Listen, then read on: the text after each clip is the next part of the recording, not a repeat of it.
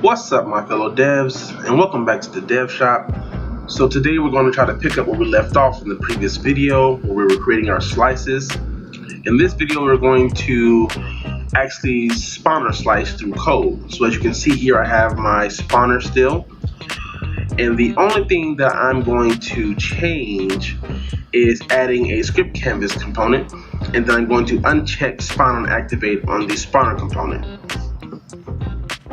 So I already had the script written out. It was so simplistic I didn't need to rewrite it on the video. So I call it test 1. I'm going to add that for you. You add a simple script canvas node, and here it is. We have our onGraph start, which you use at the start of your entity.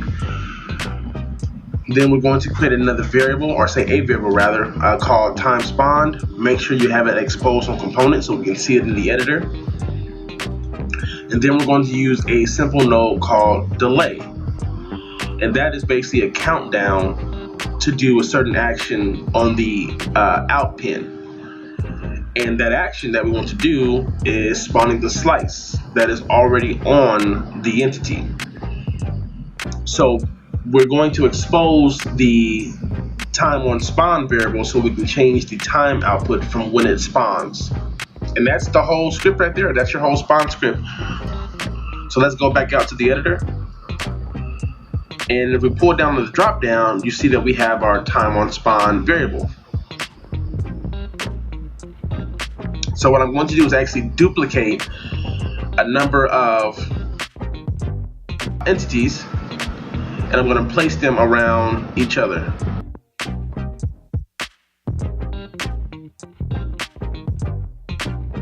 Then I'm going to change their time to spawn for each one to give them a different spawning time when the game activates.